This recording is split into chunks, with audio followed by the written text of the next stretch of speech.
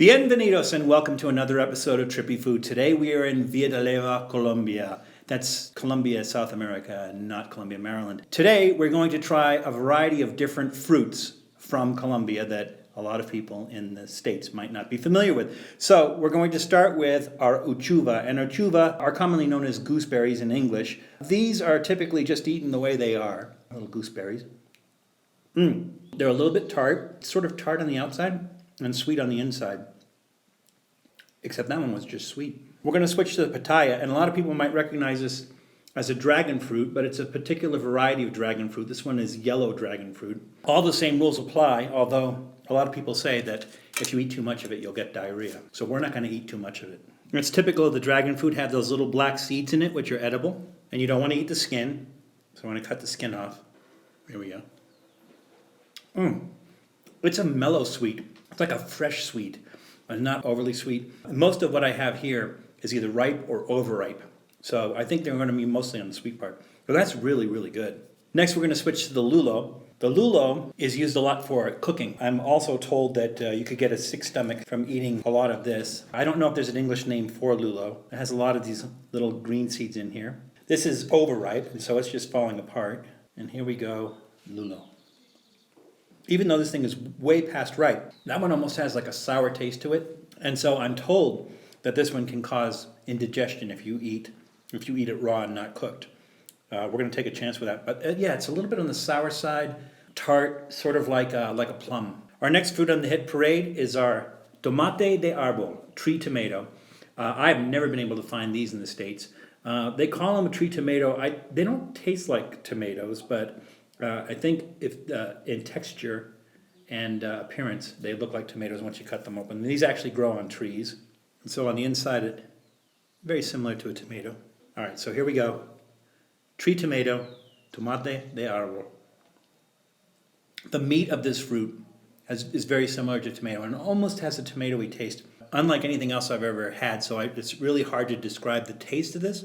Also a little on the tart side. And they use this for juices, but you can also eat it like this, which we did. Next is the caruba, and the caruba is a type of passion fruit. This one is a banana passion fruit. So this is the banana passion fruit. It's in the passion fruit family. This one is called caruba. They also have maracuya. Maracuya is what we know as the regular passion fruit. Again, in the passion fruit family. These are sometimes yellow, and I was thinking this one was going to turn yellow. Usually when it's green, it's not ripe. But it seems to be ripe. There's our passion fruit. And as with other passion fruits, you eat the seeds and you don't eat the skin. This one, I don't believe is ripe. And the reason I say that is because it has a starchy feel to it. So it's like eating baby powder. It kind of dries out your tongue. It's not pleasant. So I have a feeling this one is not ripe at all, and we're not going to eat that. Okay, next on our hit parade is the Grenadier. And the Grenadier is also related to the passion fruit. It's very light, much like a pomegranate, and you eat it much like a pomegranate. It's almost got a woody skin that just kind of fractures like paper. So you can see all the little seeds inside, which is essentially what you eat, is that kind of gelatin that's in there along with the seeds. Looks like the blob. Oh my God, that's so good. And it's full of juice. Wow, this is really, really good. I'm going to buy a dozen of these. There's a lot of pulp there. Then the skin separates and everything, but my God, the inside of that, outstanding. All right, next we have the papajuela. This is a member of the papaya family. It's also called the mountain papaya. I'm also told on this one that it's used mostly for cooking, and you shouldn't eat it raw. Does not taste anything like a papaya. It's almost citrusy.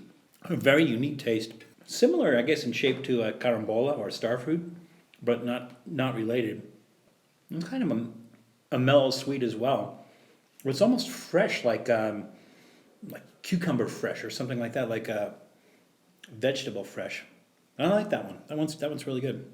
And last on our hit parade, we have the sugar mango. They also call this the baby mango.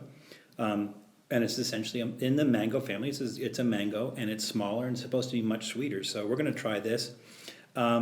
I'm not very good at opening up a mango and then folding it out so that it has those little cuts on it and squares and everything. I'm not very good at this at all. So I am just going to slice a piece of this off. And like other mangoes, I'm assuming that this one is also in the same family as poison ivy. And so you don't want to eat the skin. So I'm going to try to cut this piece off the skin. Very sweet. More meaty, I think, than a typical mango. Lighter in flavor, higher in sugar. And that's a really good fruit too. So this is just scraping the surface of the amount of fruits and vegetables they have down here in Colombia that we don't have access to in the United States. So amazing, amazing fruits and vegetables. You need to come down here. You need to try it. We'll see you soon. Hey, did you like that? I like doing it. And if you like that video, you're going to love this video right here. And this one too. You're going to really love that one. But don't click on this one. You're not going to like that one very much at all. If you did like it, be sure to click on my penis.